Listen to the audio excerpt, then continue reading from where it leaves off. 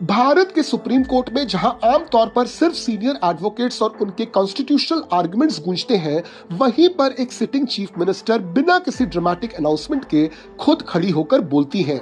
न कोई रैली, न कोई स्टेज, सिर्फ कोर्ट रूम।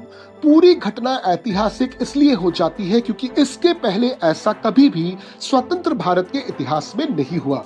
आज का सवाल सिर्फ ये नहीं है कि ममता बनर्जी सुप्रीम कोर्ट में क्यों बोली, सवाल ये है कि इस एक अपीयरेंस ने इंडियन पॉलिटिक्स और बंगाल इलेक्शंस के नैरेटिव को कैसे बदल दिया। ये वीडियो किसी भी पॉलिटिकल आइडियोलॉजी का समर्थन या विरोध नहीं करता।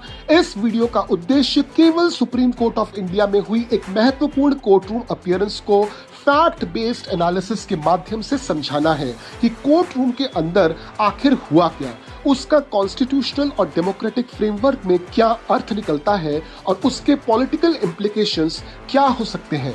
ये प्रस्तुति पूरी तरह से न्यूट्रल, एनालिटिकल और इंफॉर्मेशनल है। तो इससे पहले कि मैं आगे बढ़ूं, आप इस चैनल को सब्सक्राइब जरूर कर लें। तो सबसे पहले फैक्ट्स को समझते हैं कि कोर्ट रूम के अंदर असल में हुआ क्या। ये हियरिंग जुड़ी थी इलेक्शन कमीशन ऑफ इंडिया द्वारा वेस्ट बंगाल में चलाए जा रहे स्पेशल इंटेंसिव रिवीजन या फिर एसआईआर को लेकर। ममता बनर्जी ने पार्टी इन पर्सन के रूप में सुप्रीम कोर्ट से अनुमति लेकर खुद आर्गुमेंट्स रखी। ये कोई प्रोटेस्ट नहीं था, कोई स्लोगन शाउटिंग नहीं था, ये एक procedurally permitted court room submission था। उन्होंने मुख्य रूप से 4 बातें रखी। पहला, एसआईआर प्रोसेस में डिलीशंस ज्यादा हो रहे हैं, इंक्लूजन्स कम हो रहे हैं। दूसरा, ये प्रोसेस अनयूजुअली फास्ट ट्रैक किया गया है जिससे ग्राउंड लेवल वेरिफिकेशन प्रभावित हुआ है। तीसरा, ये सवाल उठाया गया कि अगर वोटर रोल रिवीजन इतना जरूरी है तो सिर्फ बंगाल ही क्यों। और चौथा, उन्होंने बंगाली सरनेम का मुद्दा उठाया कि जैसे मुखर्जी और मुखोपाध्याय, चैटर्जी और चट्टोपाध्याय, बैनर्जी और बंदोपाध्याय, गांगुली और गंगोपाध्याय, बेसिकली ये सभी एक हैं। द्विवेदी सरनेम के स्पेलिंग का हवाला देते हुए कहा गया कि बंगला में व नाम के अल्फाबेट के न होने से द्विवेदी को बंगला में द्विवेदी लिखा जाएगा। साथ ही शादीशुदा महिलाओं के सरनेम चेंज हो जाते हैं, मगर ईसीआई इस बारीकी से बंगाल को नहीं समझ पाई और बहुत सारे लोगों को नोटिस भेज दिया, जिसके कारण जनता में एसआईआर के खिलाफ खौफ बना हुआ है। कोर्ट ने उन्हें बोलने से नहीं रोका और न ही पब्लिकली टोन पर ऑब्जेक्शन लिया, और यही पॉइंट बना है पब्लिक डिबेट का केंद्र। तो सवाल ये है कि क्या उनका बोलना कॉन्स्टिट्यूशनल था? सीधा जवाब था। इंडियन लीगल सिस्टम में पार्टी इन पर्सन एक रिकॉग्नाइज्ड प्रैक्टिस है। सुप्रीम कोर्ट रूल्स के तहत अगर कोर्ट सैटिस्फाइड हो कि व्यक्ति आर्गुमेंट्स असिस्ट कर सकता है तो परमिशन दी जा सकती है।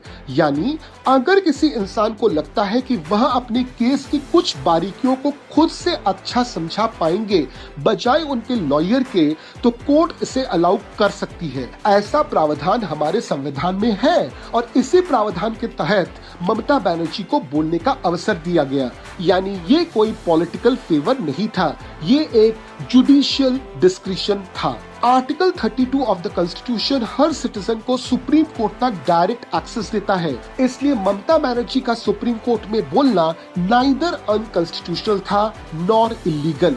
ये अनयूजुअल जरूर था लेकिन अनलॉफुल नहीं। तो फिर अगला सवाल, उनके डिलीवरी और टोन पर सवाल क्यों उठा?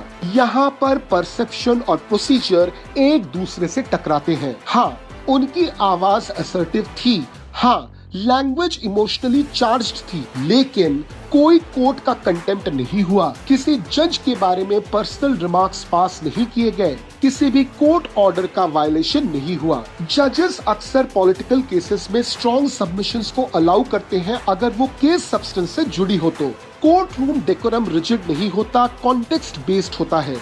इसलिए कोर्ट के साइलेंस का मतलब अप्रूवल नहीं बल्कि जुडिशियल रिस्ट्रेंट था। यहाँ पर और एक बात नोटिस करने वाली है कि चीफ मिनिस्टर का पोस्ट एक कॉन्स्टिट्यूशनल पोस्ट होता है और शायद इसीलिए सुप्रीम कोर्ट ने इस पोस्ट का सम्मान किया। अब अगला सवाल कि इसका पॉलिटिकल इम्पैक्ट क्या बना? अब यही है असली सवाल। बंगाल वोटर्स के लिए 3 मैसेजेस गए। मैसेज नंबर 1, आपका वोट इम्पोर्टेंट है। मैसेज नंबर 2, अगर इंस्टीट्यूशंस फेल करें तो मैं पर्सनली आपका स्टैंड लूंगी। मैसेज नंबर 3, स्टेट और सेंटर के बीच जब भी कोई कॉन्फ्लिक्ट होगा मैं बंगाल की तरफ से खड़ी रहूंगी। ये मैसेजिंग रैली में से नहीं कोर्ट रूम क्रेडिबिलिटी के साथ गई और यहीं पर फर्क है। अब इस पूरे अपीयरेंस से क्या ममता बनर्जी को पॉलिटिकल लीवरेज मिला? बिल्कुल मिला। कैसे? 3 पॉइंट्स में समझते हैं। पॉइंट नंबर 1, उन्होंने इलेक्शन डिस्कोर्स को गवर्नेंस मैट्रिक्स से डेमोक्रेटिक सर्वाइवल पर शिफ्ट कर दिया। पॉइंट नंबर 2, उन्होंने ऑपोजिशन को डिफेंसिव बना दिया। ऑपोजिशन अगर उन पर अटैक करे तो इलेक्शन कमीशन को डिफेंड करना पड़ेगा और अगर ऑपोजिशन साइलेंट रही तो उनका नैरेटिव वीक पड़ जाएगा। And point number 3, state level opponents completely overshadow हो गए। अब पॉलिटिक्स में visibility is equal to leadership होता है और विजिबिलिटी पूरी तरह से उन्हीं को मिली, मगर उनका ये मूव रिस्क फ्री नहीं है। पॉसिबल बैकलैश नैरेटिव्स बन सकते हैं, जैसे जुडिशरी को पॉलिटिकल स्टेज बनाया गया, emotional theatrics over governance, special treatment optics, और साथ ही अगर सुप्रीम कोर्ट बाद में जाकर लिमिटेड रिलीफ देता है तो एक्सपेक्टेशन वर्सेस आउटकम का गैप बनेगा और पॉलिटिक्स में ये गैप हमेशा एक्सप्लॉइट होता है। ममता बनर्जी का सुप्रीम कोर्ट में अपीयरेंस एक बिगर डेमोक्रेटिक इम्प्लीकेशन लाता है। ये सवाल उठाता है कि क्या कोर्ट्स इंक्रीजिंगली पॉलिटिकल सिंबोलिज्म का मंच बन रहे हैं? क्या इलेक्टेड लीडर्स इंस्टीट्यूशनल फ्रस्ट्रेशन को पब्लिक लिटिगेशन में बदल रहे हैं? तो कंक्लूजन साफ है, ममता बनर्जी का सुप्रीम कोर्ट में अपीयरेंस न तो इलीगल था और न ही एक्सीडेंटल। ये एक कैलकुलेटेड पॉलिटिकल इंटरवेंशन था जो कॉन्स्टिट्यूशनल बाउंड्रीज के अंदर था। कुछ लोग ऑब्वियसली इसको एम्पावरमेंट बताएंगे और कुछ लोग इसे ओवररीच बोलेंगे, लेकिन एक बात तय है कि इंडियन इलेक्शंस अब सिर्फ पोलिंग बूथ से नहीं, कोर्ट रूम के लैंग्वेज से भी लड़े जा रहे हैं और यही है इस घटना का असली सिग्निफिकेंस। इस पूरे विषय में आपकी क्या सोच है, हमको कमेंट में जरूर बताइए। मैं आपसे वापस मिलता हूं अगले वीडियो में एक नए टॉपिक के साथ। जय हिंद।